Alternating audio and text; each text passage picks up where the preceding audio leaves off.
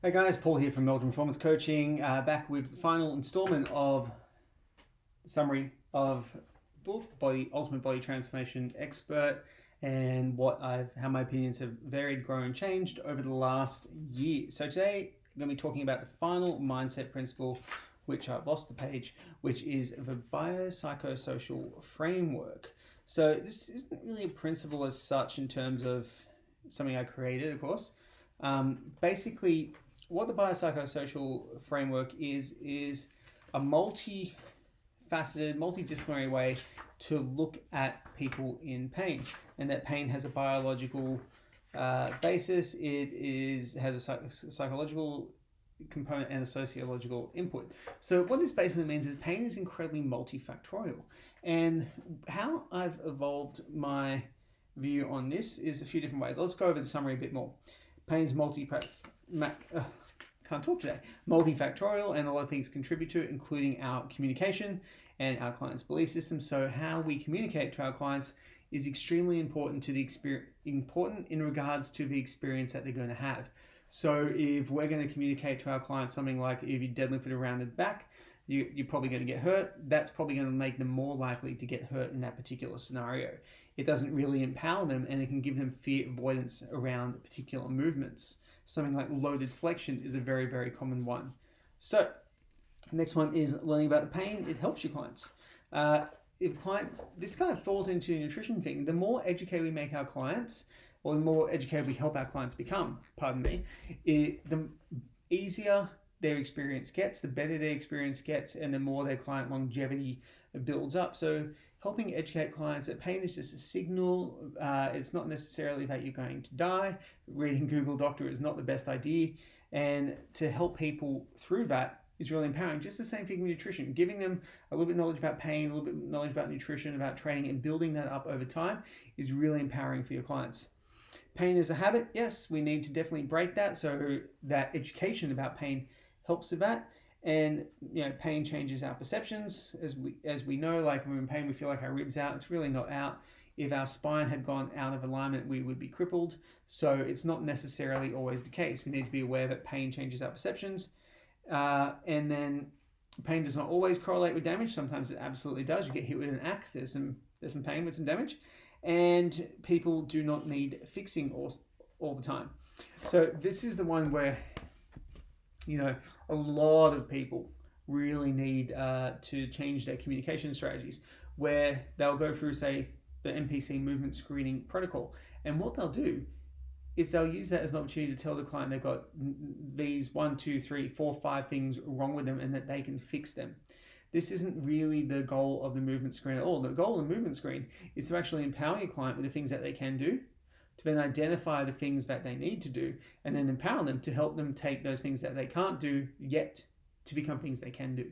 So that's a very important communication difference to make, that we can take someone in the movement screen. We're not doing it to identify that this is wrong and that there's problems here. We're doing it to identify the exercises and the movements that are going to help them get to their goal in the fastest way possible. So there's absolutely nothing wrong with screening. A lot of people will say screening leads to people having problems. I don't believe it does, if communicated to the client in the right way. So how this has changed for me over the course of the last year is really more an appreciation of the sociological factors behind everything that's going on and how people are experiencing.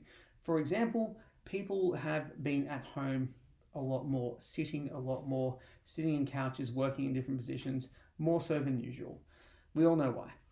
And a lot of the time people have been reporting new and unexpected aches and pains and are looking for a stretch to fix that, or a movement to fix that. And really, it's not that any particular stretch or movement fixes that movement. Some are definitely better choices than others, but it's more about getting more variety into them and actually meeting them on their actual level of needs, which is some social interaction, friendship, empathy, a listening ear, etc., is probably more important to that person than giving them the absolutely perfect stretch.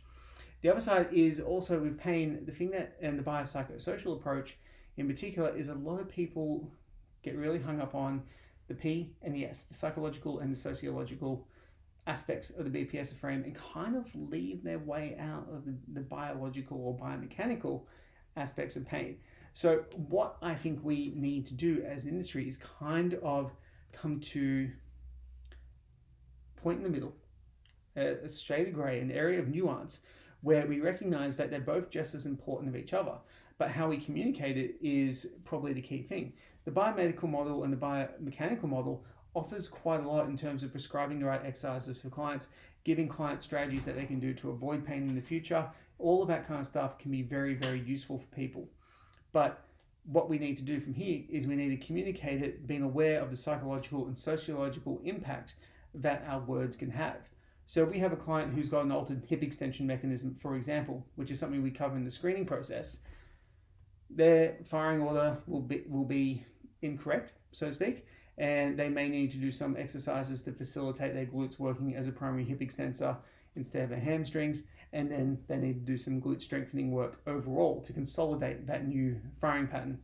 What we need to do is, rather than tell them they've got a wrong firing pattern and that's a problem, we need to focus on how they can get stronger and get better results quicker by focusing on that firing pattern. And then what's going to happen, that's going to carry over to better performance in deadlifts, into squats, into lunges, into sprinting, and all those other types of exercises.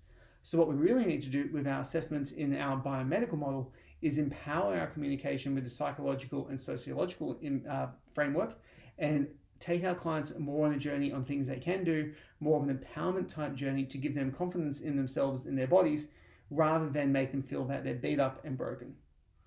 So guys, that's how I've modified my view on that. Thanks very much for watching or listening to this series where I've recapped all the book. If you want to buy it, just reach out to me on social media and I can hook you up with the link and we can get it sent out to you straight away. Again, leave a review on iTunes or Spotify. It'd be fantastic, much appreciated. And thank you to all the new listeners who have started this year. We've more than doubled, actually, we've increased by a factor of 5 the amount of listeners that we're getting. So very appreciative of everyone who's tuning in.